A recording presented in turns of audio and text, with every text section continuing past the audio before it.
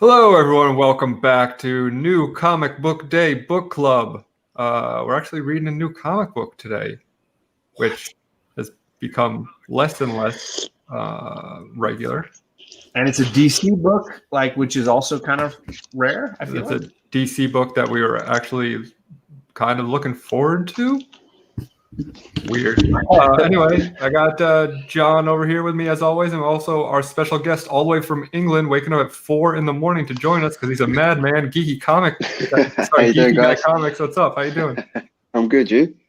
Doing well. John dropped his link in the chat to his channel, so everyone should check him out. I know you are excited for this book. I am indeed.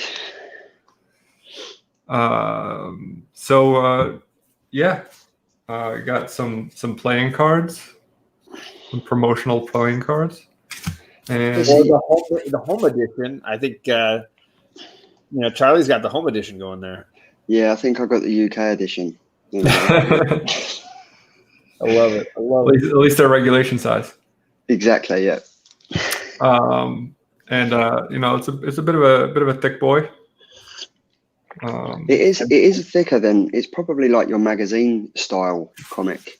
Yeah, this feels more closely related to the Black Label origin, style. Yeah. And I will say, so as a Batman Black Label book, and the first few pages were of Alfred clipping his uniform off or his costume off to stitch him up. I was afraid we were going to get the Bat Dong part 2, I'll be honest. But they're just going to double down on that. They did have some similar relations with Batman Damned, but I guess we're going a little quickly here. I mean, yeah, sorry. I was anxious to make that joke. Please go ahead. You're excited for a Batman Black Label book club. Yeah, I mean, we did Batman Damned, which didn't we do the first and last issue of that? Yeah, or the second and third, or something weird. But we might have done the whole lot. I don't know. Yeah, but I know we did the first and last. And I enjoyed that quite a bit. So. Yeah, I think it's underappreciated because it's remembered for one flaccid element instead of for the entire. Instead of the erect plot. Instead of the bits and two pieces, right? Bits and pieces. But yeah, so DC's been doing some wacky stuff, especially with death metal and all this, different multiverse Batman stories. So I was a bit hesitant to pick this up, but Jeff Johns writing it, that kind of pulled me back in. I do enjoy his stuff.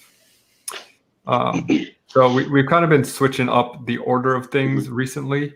Let me shout out the chat real quick, and then we can get into it. Chris Barrett and Old Wolf are in the chat, tailgating right ahead of time, as with Comic Man Andy, coming over from Greatest Comic Book Show Ever. Bearded Comic Bro, thanks for shouting us out on Instagram. Who else is here already? Samuel David, Pope Service the First. That's everyone we got at the moment. Thanks for joining us, guys. Yeah, there were a ton of. I mean, I know that at my LCS, everyone was asking for the black and white variant. Yeah. It's like 1 of 100 or something. Yeah, and my LCS got 2 of those, I think. I think a few of ours sold out the green neon one. Yeah, that one was really cool. My shop, halfway through the day, I was going to go after work, and someone told me hey, you might want to call them because they might sell out by the time you get there. And they got a ton of them. So good news for DC that they are selling a book. And I will say, legitimately, we were trying to count down the books that I still have that I'm on my pull list from DC. And I'm a Black Label sucker. I have a ton of black. I got the final issue of The Question this week from Black Label, which is still in the larger magazine style. Last God has been on my list from the beginning. Apparently I forgot that I'm still getting Strange Adventures, which is a Black Label. So for me, Black Label is definitely more my jam than the regular label. But that's just me. I went with the Red Hood slow reveal of the helmet coming off. I thought that was a cool style. Yeah, I was saying, we've kind of reversed the order of how we do things lately. So, what do you guys think, and what would you rate it, John? I will legitimately say I was very pleased overall. I would give this one an 8 out of 10, I think. Having zero background. I know that I was talking to Chad, who's in the chat, 90 Miles from Comics, offline. He's been doing a ton of these little offlines where he'll post a link and send it to like 10 people and then send it to 10 other people. So he'll do like these little offlines. And I was talking with him and he was really frustrated because he's like, I wanted this a few years ago. I don't know that I want it now. And I was like, I don't even know what the basis of this is. I know that, sorry, lost Charlie. I know that there's backstory with Batman sitting in the Mobius chair and learning that there are actually 3 Jokers and not 1. I don't know. I don't care. I just wanted to read a good Batman story. So for me, I didn't go in with any backstory, any preconceived notions. I was like, let's see what Jeff Johns can create here. And I really enjoyed it. I would say 8 and maybe even an 8.5. Like I was on the high end of 8. It would be a B, like a straight B score for me. What were you, Charlie? You see, I really, really wanted to enjoy this book. I was really looking forward to it. I think it's been like 30 years in the making. So I was like, this is going to be incredible. Jeff Johns is going to come out. I haven't really heard much about Jason Fabok. I know he did a Batman book a while back, and I can't remember what it was called. I'm not sure if he was working with Daniel Wallingsworth when it was the Batman White Knight. I'm not sure if it was him that he did the artwork and everything for, but I had high hopes for this book, and I just think that the way that they did it, they brought in the 3 Jokers so quickly without any surprise or any suspicion that it was like all of a sudden Batman, Batgirl, they're just like, right, there's 3 Jokers. Okay, yeah, let's just deal with it. There was no suspense or anything. It was just like, boom, the 3 Jokers are thrown in and they're just going to deal with it. So I really, really wanted to read it and be excited about it. And I think I was more excited about picking it up than I was actually about reading it, if I'm honest. And I'm kind of gutted about that. So what would you give it out of 10?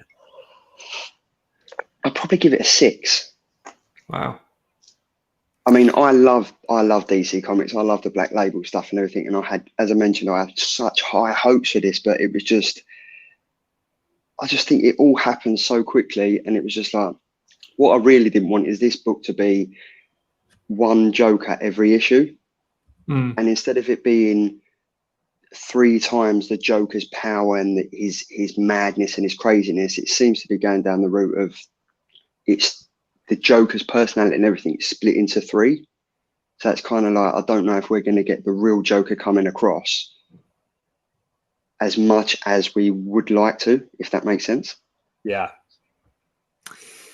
Yeah, it is interesting because, I mentioned at the top of the show that it's a thicker book, so it's fairly long, but there's I felt like it was just full of stuff. A lot happened in it already.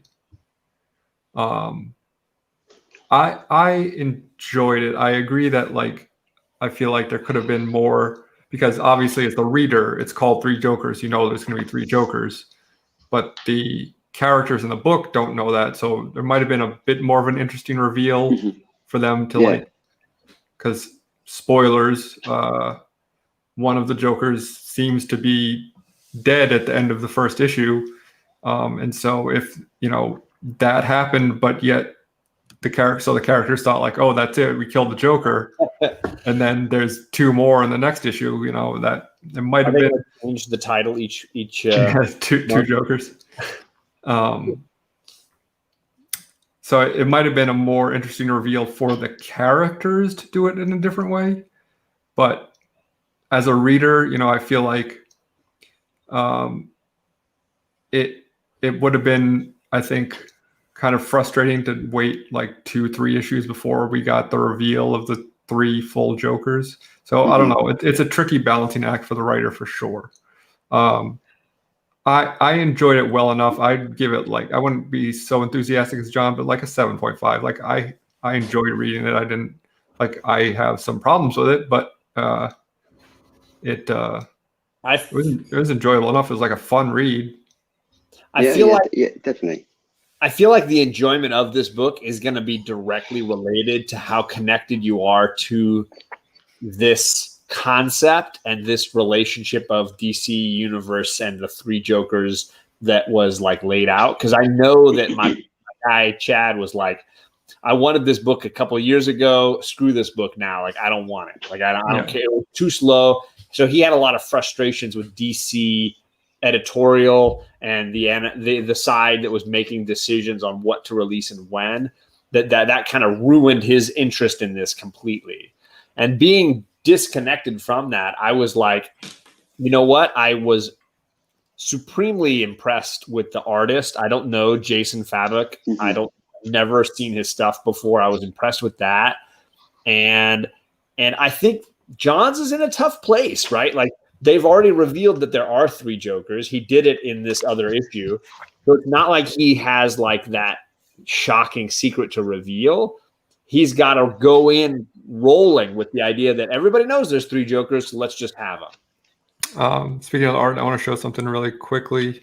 I found it just really cool that he actually, I feel like all 3 Jokers were very distinctly different, not just from what they're wearing, but from their actual facial expressions and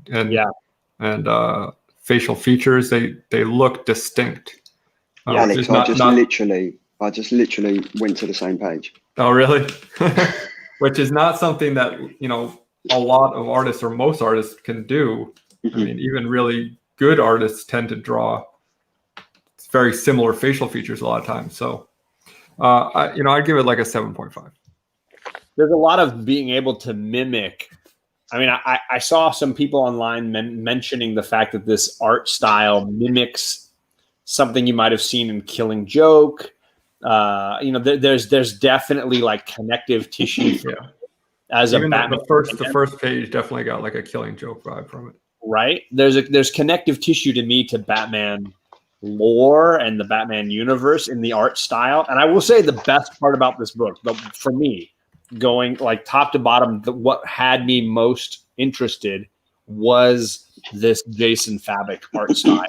And he uses a lot of the 9 grid panels, which some people mentioned was connected to Doomsday Clock and other DC universe things. But I'm fully removed from that. I might more aptly connect it to Heroes in Crisis or whatever.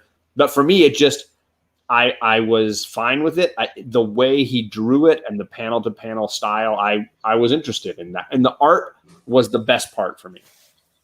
Yeah, because sorry, Alex, I was going to say, please go ahead. If you look at it, like there's subtle like things there that give away that there's 3 Jokers anyway, because you've got Batman. If you go through all of these, there's Batman getting shot and hurt 3 times by the Joker, but yet on all the other pages, it's just once from each other villain, like the Scarecrow, the Riddler and stuff like that. So, I mean, I did don't get me wrong, like Bearded Comic Bros just said, is this the first time a guest has hated the DC book more than John?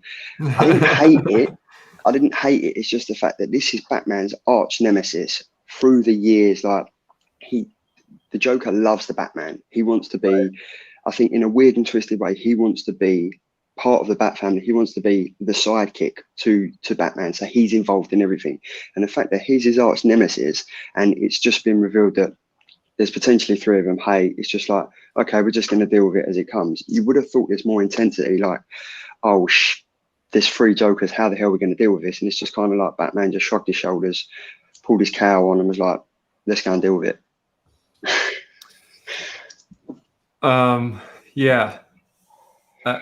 I think that, like, for me, part of, I think,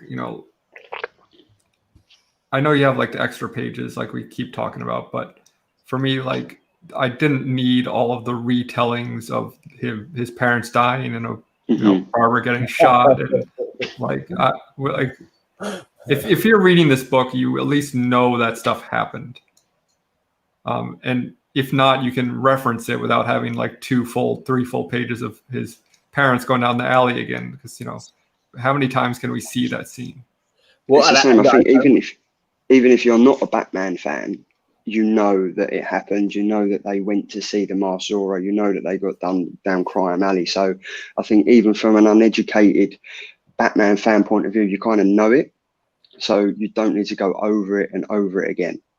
Yeah. Well, it reminded me of that meme where it's like Uncle Ben saying, "Please don't make another Spider-Man origin story," and then underneath it's the Waynes, and they're like, "Oh, that's cute." Yeah. Like the idea that like the origin Batman story and the dropping of the pearl necklace onto the sidewalk seems to happen every time. Yeah. We don't need it, and I agree that there is definitely some fat that could be trimmed from this story. But I enjoyed the pacing. And again, for me, might have just been the art. I was really wrapped into the art and I really dug it. I will admit the art outpaced the writing in a lot of ways. Yeah. And there were moments if you want to get into story, the story seems to break into 3 heroes, right? Barbara Gordon as Batgirl, Jason Todd as the Red Hood, and Batman himself, and how they're related to these 3 Jokers. Obviously, Jason Todd being quote unquote murdered by one Joker, Barbara Gordon being crippled by one Joker, and Batman being repeatedly mentally traumatized by a 3rd Joker. I really liked that design. And again, it drew memories of The Killing Joke for me and a lot of other stories. I will say, Jason Todd comes off as an annoying dick. And so annoying.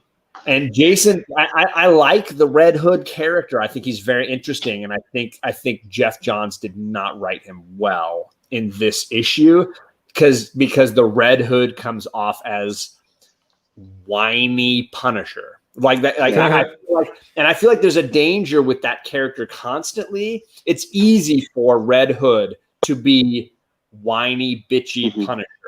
And I think it happens here. And that's my biggest writing complaint. I like the way they use Barbara Gordon. I like the way they use Batman, but this is clearly a Red Hood issue. He is the biggest part of this. And he comes off very whiny. Like a little teenager. Right? Yeah, like in some points of it, he came off like he's got to try and prove himself. Like there's bits in it, like when we're first introduced to him and he's getting his head kicked in, and obviously there's the flashbacks and stuff. I think it's really, really well done how like Johns has done that. Like so he's taken every individual character and done their flashbacks and brought them in and stuff. But then the way that he goes on and Batman and Barbara are constantly on his case to like calm down, what you're doing. It's kind of like that annoying teenager, like I'm on my own, I'm going to do my own thing. I'm now from Blackhaven. You go and do what you got to do. I'm going to deal with this my own way. It's kind of like, what are you doing?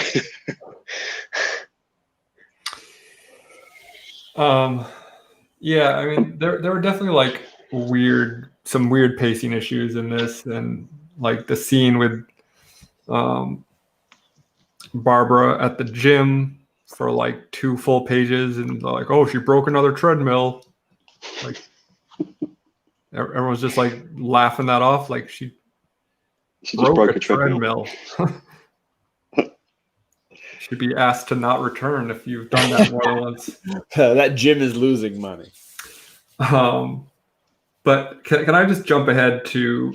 Yeah, I mean, ultimately, there's not a ton of plot here. So really, it's those 3 characters: Batgirl, Red Hood, Batman, looking at their relationships with various Jokers and building towards Jason doing some pretty big violence. Yeah. So basically what the plot is that 3 crimes happen in a single night, all being identified as being perpetrated by the Joker, either by cameras or eyewitnesses or by MO.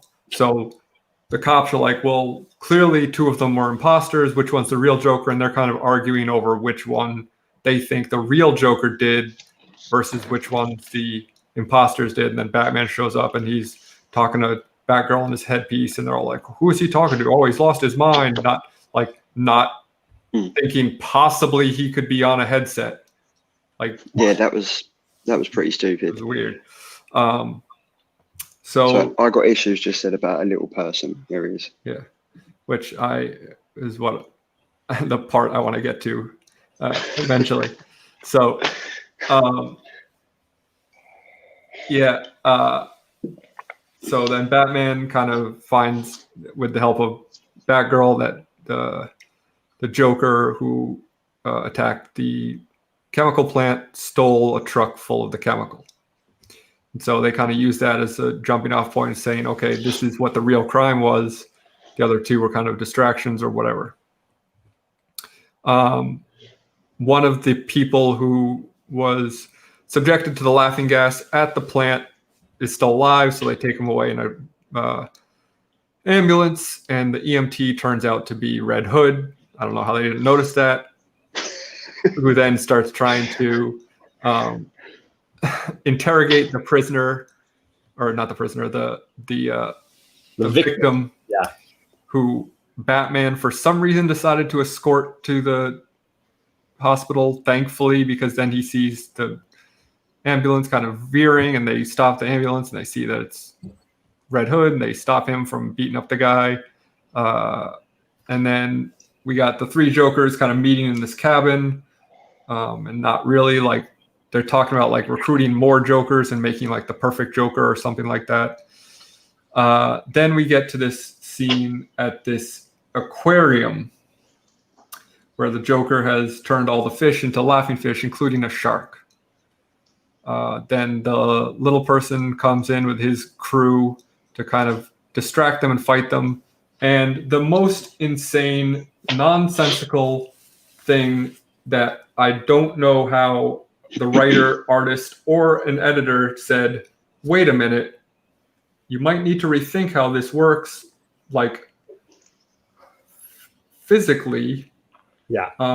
You know what I'm talking about? I do. What it's the, what is it, Pavlov's gun or whatever? What do they call it? The you're waiting for the glass to break. You're waiting for the shark to break out, but it's such a disappointment when it happens. Well, not only is it a disappointment, it doesn't make sense. It defies logic. Yeah, it defies physics. So here's this giant, huge aquarium tank with all these fish and this shark, right? And they start shooting at it. So you know, like, it's going to crack. It's going to crack. You know it's going to happen. Yeah. And all of a sudden they're going to be flooded and they're going to have to be swimming, fighting this shark. And what are they going to do? But, look, it's going to crack. It's going to crack. What happens? It cracks and only the shark comes out. Right. Where does the water go? I don't know. And it only eats the one guy. It just eats the one guy, which, you know, a shark can't move on land. So he is ejected perfectly into the little person, biting him in half. I will say that it was legitimately my biggest disappointment with the whole issue. But like, even the whine, I could even get over the whiny Red Hood, but like that. But that was the reason that this issue came down to an 8. How did that get through with them not without somebody saying, where did the water go? I honestly just wanted a battle underwater in that little room with like the shark bat repellent and like a little bit of a fight down there underwater. That's what I thought was going to happen. I was on board for it. Like, give me that page. And I was on board for that. Yeah. Like there's a shitload of water. Like there it is. Yeah. There. Like it's not a small tank. It is a where is giant, it going? Like, it's the amount of water is larger than the room that they are in. Absolutely. I would have loved it. They're all underwater. They got to fight and then swim their way up to higher ground. It would have been way more exciting. Yeah. Just give me that page. And this book is a 9 for me. Well, do you know what? Like I think it's in Detective Comics 1026 that came out yesterday as well. There's a scene with Killer Croc, and it's kind of like that. So there's a scene where Killer Croc and Batman is fighting him, and you see Killer Croc pulling people out of the sewers. That would have been more interesting in that book, and it would have tied back more. Like what happens in Detective Comics 1026 is that there's something going on in the sewers and everything, and it relates to water. But there's more water in that issue than there is in the whole of this, in the whole of that page. And it's kind of like, where has it all gone? All of a sudden, the giant sharks come out. No one's covered in water, and then the Joker appears and with a little fish tank. And to I got Issue's point, he runs and throws a bowl of piranhas at Batman. Exactly. Yeah. So from there, they capture that Joker, and Batman leaves Batgirl and Red Hood to interrogate him.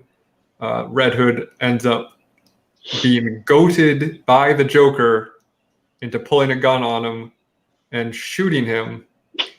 And here's my second biggest problem with the book. You have this really like climactic scene where the Joker gets shot. Yeah. After Barbara Gordon tries to throw a batarang to stop it, and they have this Red Hood and Batgirl have this little back and forth where he says, "What did you do, Jason? What the hell did you do?" He said, "I ended it." And she says, "I didn't want this." And he said, "Really? When was the last time you missed Barbara?" And it shows the batarang in the wall because she missed the gun. I was like, oh, cool. Like, that's a good point. And then she storms out. And then the last page, you're like, oh, cool. What's like the cool, big last moment going to be? Fine. Yeah. It's Jason Todd looking at the dead Joker saying, "Hope that's the right one." That's the last line of the book. What a letdown for me. Yeah, I will say that line did stick in my craw a little bit. Like that line did bug me a little bit. Not as much as the water from the fish tank. Not sure. The water from the fish tank was huge. A huge problem story-wise. The last line was just like, it's kind of a miss. Yeah, exactly. You nailed it perfectly. And again, the art was good enough that I was willing to ride that out. But I do agree. The logic of the water flooding that unit and the Jason Todd in general, I would say in general in this issue, is written as something of a moron, whiny notch. The fact that he's stupid enough to break into apparently has the full wardrobe to break into an ambulance with the sole purpose of just beating the crap out of a victim. But he still had his mask. And still had the mask, which, by the way, comes off. Both masks. The mask comes off really easily. A couple times. You didn't mention the frame where he gets sucker punched. And it just kind of pops off. The mask just flies off. This panel right here where I'm like, okay, Jason gets punched, or he's fighting all these guys, but he gets tackled and somehow drops the gun and the mask in one panel. I think it's because the Velcro comes loose, John. Oh, sure. I think there was a little Velcro clip. Now I get it. I got issues. That's a great point. There should have been no line. It should have just been the image. I think that would have been much more powerful. Exactly. I mean, if you think how the Killing Joke ended with Batman and the Joker, and it just ended with the scene of them just laughing. And did he kill him? Didn't he? I think if it was a case of this one ending with just Red Hood there with the Joker, obviously there's tie-backs to where the Joker beat up Red Hood and he's tied on the chair and everything. But it would have just been such a stronger issue, and it would have stayed in your mind a lot more if it was just that silhouette of Red Hood standing over the Joker. There didn't need to be additional words. You kind of let the reader do it yourself. Yeah. And it's kind of like, is he dead? Oh no, I hope I got the right one. One down, two to go. It's like, yeah, kind of a huge miss there. Big swing and a miss. So it definitely ebbed and flowed, but that left kind of a bit of a sour taste in my mouth at the end. Yeah. And overall, I'm gonna keep hitting this point for me as the guy who had the highest score. The art carried me a ton on this. I honestly felt like I was reading an extension of Killing Joke. There was a lot of moments that I was like, that was really kind of cool the way they did it. I love there's a sequence at the beginning where you see how Batman views Joker, how girl views Joker, how Jason views Joker, and the idea that they have a name, the criminal or the clown or the comedian, they have these identities that they place on the Joker independently that I thought was kind of a cool setup. I will legitimately say I'm curious where this goes. And I will also legitimately say that $6.99 is an insane price to pay for this comic book. I think it is, and I think everyone's like myself. I've gone out and bought 3 covers because I wanted the cover art. Like the artwork, as John said, is amazing. It is. I mean, there's the covers on it. I mean, there's like you've got your raised up bits on the cover where it says Joker and stuff. And I've realised it just says it. The raised up bit is only on the J on this one, and it's on the Joker on that one, but on this one it's not raised. I don't know if that's a mistake but this one isn't raised at all. But I mean, there's people out there. I don't have a raised J on this one either. Yeah, see, the whole Batman 3 Jokers is raised on this, but I don't know if they've missed it out on that one. Yeah, there's no raised lettering really on the red. I mean, it's funny. So $6.99 seems expensive. Yeah, but it's 48 pages, and when a lot of comics nowadays are $5, it's not that much more. Interesting. It just sounds insane to say, $7 cover price for a book. I'm thinking of like a $24 trade paperback with just 3 issues like this is what I'm thinking of, and I'm being disappointed. I also noticed I Got Issues says, I've never ever been much of a Johns fan personally. I don't know if he's talking about me or not. I'm just going to roll through. Probably. I've always thought his work was a bit overrated. The overarching storylines were often unique and good, but the actual writing has been meh. So clearly not talking about me. So I'm okay with it now. I mean, I loved his Green Lantern stuff. So I'm new to him writing Batman. That's new to me. But going back to that point that you said, I wouldn't. There's going to be people out there that just want to read the trade paperback. I think that comes out in November. But I mean, seven. It's going to be. I think it's like £6.50 over in the UK. £6.50 for 3 issues. Right. And I'm probably, because I want the cover art, because I want the nice back wall and stuff, I'm probably going to buy each of the 3 issues. So you're looking at about £60, right, for 3 comics. You can only read one of them at a time. If you can get the trade paperback for £32, you're saving money there. But I mean, it's kind of like, as I did with The Killing Joke, I read it when it came out, but then I read it again. I'm now at the point where I enjoyed the story. Don't get me wrong. I'm bringing the negativity from the UK. I think it's the first ever time I've done this, right? John, I tell you, I'm normally positive, all go forward and stuff like that. It's real early for you there. You're on brand with this program, so you're right. Usually we're pretty negative, so. But I mean, I did enjoy it. I really did enjoy it. I just thought there'd be a bit more. I thought there'd be a bit more suspense, a bit more surprise and stuff like that. So it's kind of like I'm torn in between 2 minds. Do I keep buying the single issues, or do I just wait for the trade paperback? But I think I'm going to be a sucker, and I'm going to read all the issues and buy the trade paperback. And my wife's going to kill me because I've just done about $100 on comics. On one comic. Yeah. It's and like if you're going to want to reread it, you'd rather read it in a trade. You're not going to want to pull out the issues. Yeah. So. There's are these coming out? Are these coming out every week, or is it? No, is it staggered like every 2 or 3? There's a 1 in 450 variant at the end. What the heck? 1 in 450? Jesus, that's a strange number, variants are out of control. Bearded Comic Bro says, I was too positive when I was on the show, so you're right on point, Geeky.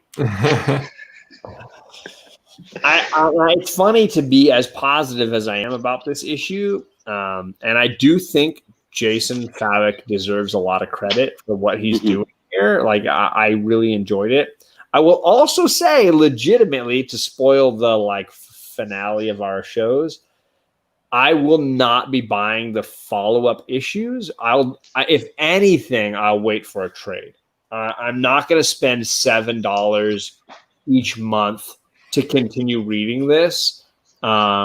If my curiosity can't get the better of me, I'll buy a trade at the end of the run, but I will not be continuing to read this. Yeah, to both of your points, I think if this book looked like, for example, DC's #1, I think I would have enjoyed it quite a bit less than if it looked like this. And secondly, I am probably going to just, unless issue 2 takes a real sharp turn south and they do something with like fire dancing in the middle of the air. Like each issue is just gonna have a different element behaving like it doesn't behave. So we have water, and you're saying you want fire and earth. Yeah. But there's got to be enough fire and earth. There can't just be a little flame. Yeah, right. Don't you want earth, wind, and fire? So we're in the wrong order, like already. Well, yeah, I mean, I'll probably buy out the rest of the series, and if it ends up being really good, eventually buy a trade. But I get a steep discount on my book, so it's easier for me to say to do that. I mean, do you think they'll do a movie of this like they did The Killing Joke? Do you think in about 10 years' time we'll have the 3 Jokers in to be on like the Cartoon Network or something? I don't think it's going to be on the level of like significance of The Killing Joke. They might do like an animated one. I don't think this is going to get an absolute edition at some point, but maybe that's just my It will if DC thinks they can sell it. But who's going to be manning DC in a year from now to make that choice? I mean, I don't know. Will Eisner? I mean, ouch. That was supposed to be a Disney joke, and I blew it because he's not even. No, he's not. There's no relation. Yeah. But maybe he'll own. I appreciate the foresight. But Eisner, that other Eisner, is not even the DC, the Disney CEO anymore. Yeah. It was a reaching joke, but I'll accept it. I mean, whatever. It's late here and early there, and everyone's not on their best game. Yeah, Geeky's ready for like his morning cup of tea, and I'm like ready for my cocktail to go to sleep. Oh, he's frozen. I think he froze on us. Yeah. Or I froze. Maybe I froze. No, I can hear you. Oh, yeah. People always think I'm frozen because I don't blink.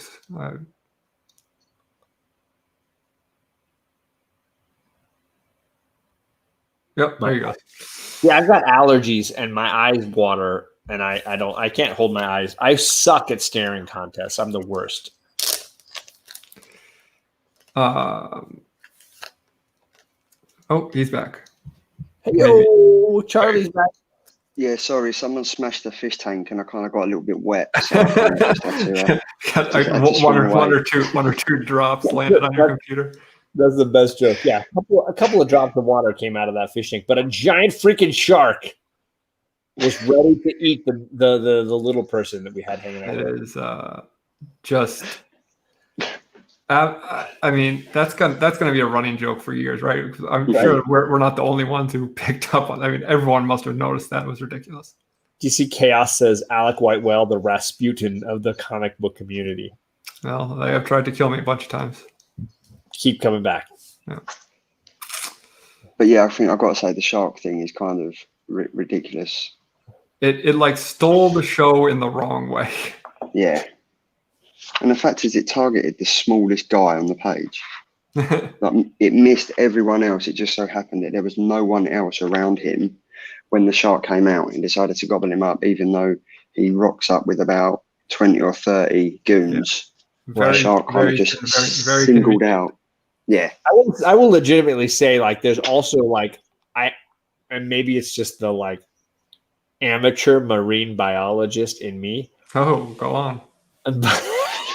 Alec is already like, tell me more. I'm looking forward to this. The fact that a shark that is like dying of like air, like needs to breathe water and is running out of air, but is apparently super hungry for a little person, Like that's its main focus is like, I need to eat that little guy.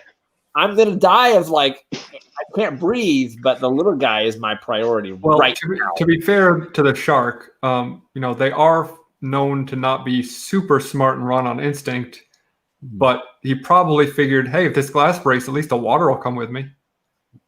Right, but he was wrong because he was wrong. But in his little shark brain, he's thinking, hey, I'll know this shouldn't be a problem. The water will come with me. I'll be able to eat this little guy, and I'll be able to keep swimming. You started with, to be fair to the shark. But I think all the water ends up in the Joker's fishbowl because that's a lot of water in that little fishbowl, I saw something on the old TikTok the other day with. Is it OLE OLE now? The old TikTok. No. Where a woman was talking about how she doesn't understand why they're called shark-infested waters because sharks live there and humans are the ones who are stepping. So shouldn't they be human-infested waters? So give that a well thought out point from TikTok. Who would expect such a thing? Hey, takes all kinds on TikTok. You wouldn't see that on the Discovery Channel. This is why people, Charlie's realizing this is why people tune into this show every Wednesday. I got it. She says, no, humans own everything. Yes. I got issues also said sharks love midgets. They hate paprika. They also hate chorizo, I think, as well. Really? Nobody hates paprika. I totally just made that up. I don't know. You're from England. They hate spicy everything. No, I love spicy food. I love spicy food. I know you're. Hey, I know you're hardcore. I'm full of surprises. Chaos and Comics. Like, do you know this is a false beard? So I admitted I am not going to pick up the other issues. I'm curious to hear, Geeky Guy Comics, are you going to pick up the follow-up issues? I think I am. I'm a sucker for. I mean, like it goes back to the artwork. I think I found myself flicking through the pages again once I've read it, just to look at the artwork and the intricity of how the line work's done and the colors and everything, instead of just reading the comic. So I think I'm going to pick it up because obviously I want to follow the story, but I think I'd have more enjoyment looking at the artwork that's in it instead of reading the comic. So I'd read the comic and then flick through and look at the artwork, and then I'd wait for the trade paperback to read the story as a whole. Because let's be honest, if it's continuing every 2 or 3 months that this is coming out, it's going to drop off your radar and you're going to think, oh yeah, I forgot to get that. And like the notoriety of everyone picking it up is going to drop off. But the artwork is, for me, the artwork would take it up to a 9. But the writing and the way that it's rushed into the story takes it back down to a 6. Later, Kenny. Thanks for stopping by. Thanks to Kenny and JoJo and Biggie Shack for coming by. Gore Vidal, Landshark, yes. Thunderhouse Design. Yeah, it's pretty late over there, so. It to me, like to me, the despite all of our qualms with the story, it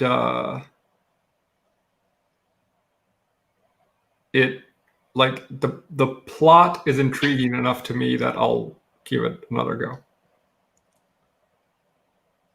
Bearded says, so the only person who didn't like it is the only one who's going to continue reading it. Sounds right for the show. You typed that a little too early because I'm going to probably buy the next one. Yeah, Greg, I absolutely love Bearded Comic Bro. He has such great insight. And yeah, so I'm the highest grade, and I'm the only one not picking up the second issue. But these guys are interested. Like, so this is a great example of why this show works. Like but like he's got it right. I didn't say I didn't like the comic. I just didn't enjoy it as much as I thought I would. Yeah. And it's kind of grabbed me enough that I want to read it more. But I'm more interested of how the artwork looks and how the story is going to pan out. I don't think you can underestimate that too. I mean, I have plenty of students every year who get into graphic novels, and I talk about Amulet and some of the Scholastic novels with, like Smile and Drama that come from Scholastic. that are third grade appropriate and that make my students into readers every year. And you can't deny that the function of comic books is to be a medium between novel and straight artwork, visual media like movies and TV. And what makes this work is artwork. And Alec is always talking about like artists who are talented at telling a story panel to panel. And for me, what makes this an 8 or almost an 8.5 for me is how good somebody like Jason Fabok, who I've never heard of before, to tell a story. And as much as I think Jason Todd comes off as an idiot and that there's no logic to the gravity of a fish tank that is pouring out into a lower level area, or Jason Todd's final dramatic remark, which is not a villain reveal. Mm-hmm. I think the artwork makes this book. Mm. And that's my perspective. And that's why I would be interested in reading a trade where it's all wrapped together. Mm-hmm. Yeah, and it'll present nicely as a trade. Ooh. Chaos in Comics says Amulet Volume 1 was great. And I've read the first 2 volumes, and I will tell you that I have students every year fighting over all the Amulet volumes and how great they are. I think people underestimate how people like Raina Telgemeier and the artists and writers creating graphic novels for Scholastic are carrying the graphic novel industry. And they're some of the greatest, most popular writers in graphic novels today. Just because they're not Marvel or DC doesn't mean they're worthless. They're actually carrying this industry. Yeah, and they outsell a lot of Marvel and DC too. There it is, right there. Facts. See, I've got a question for you. So if you haven't read The Killing Joke and you heard all about the big hype around this, would you pick this up? I mean, knowing comic fans these days, probably somebody did. But if I worked in a shop and someone came to the counter and said, "Oh, do you know anything about this? I heard something about some book called The Killing Joke," I'd say, "Well, go read that first." Yeah. I mean, you should be ashamed of yourself if you're reading this without reading The Killing Joke. There, I said it. I think the artwork would be far less meaningful. Yeah. Mm-hmm. Yeah, I think because obviously there's a lot of flashbacks in here that come back to The Killing Joke and stuff like that. So I think, one, if you haven't read The Killing Joke, where have you been living? You're either in some secluded part of the UK that no one wants to talk about. And 2, why are you in a comic book shop asking the comic book guy about The Killing Joke? Like, you shouldn't be in that shop. I mean, people get into comics at all different points in their lives. So I understand that maybe someone is newer into comics, but yeah, like if you're like, oh, the 3 Jokers is what brought me into comics, but I never read The Killing Joke, it'd be like, you're kind of doing it backwards. Kids these days. You just can't get the stuff. But I mean, I think the fact that Jason Fabok has gone all out. I mean, I think there's in each book one. I think there's like six different covers, or is it 5 different covers? There's a lot. And he's doing all of them. Like, yeah, I know that there's a lot of comment about how long it's to come out, but also I read some cool stuff about how this took a while to come out because they were waiting to make sure that one artist, not the deceased issue 1-7 artists, but that one artist was actually in charge of the entire. Yeah. It's not something DC does a lot these days. No. But you should also read Year One. So that's 3.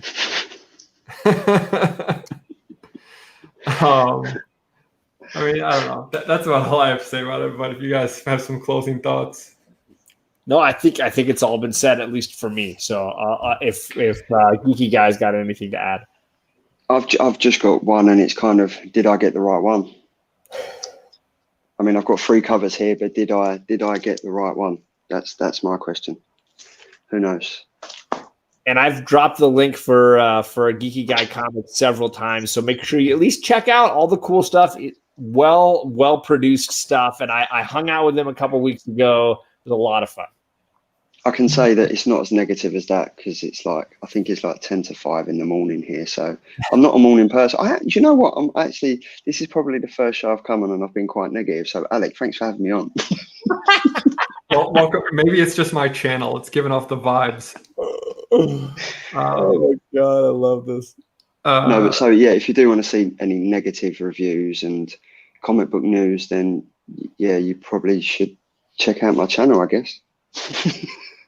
It's not that bad, I promise. There's a ton of great DC content, a ton of great indie content, but yeah, just check it out. I think you'll find something that you'll definitely enjoy.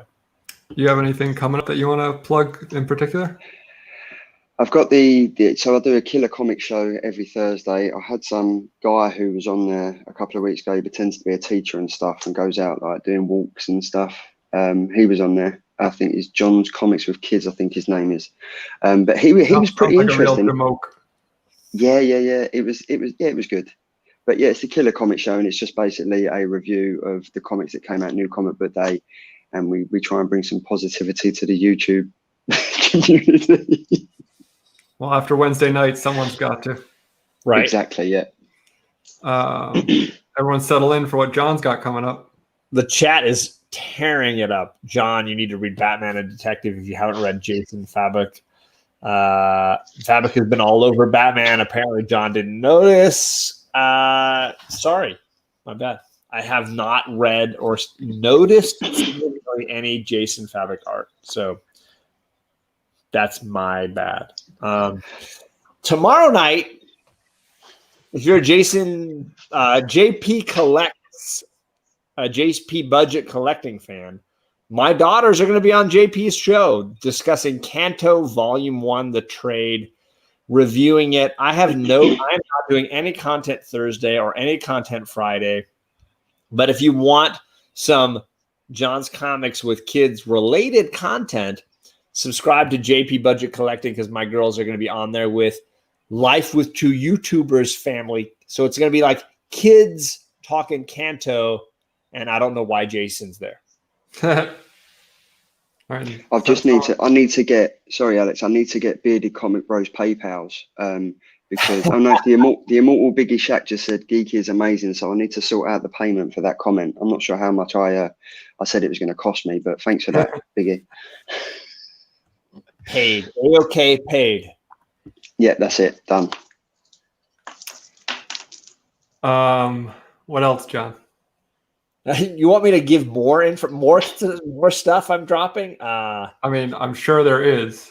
I have stuff on Saturday, and I'm hanging out with the girls, and I'm hanging out with Bearded Comic Bro talking about sports movies, but that's way down the line.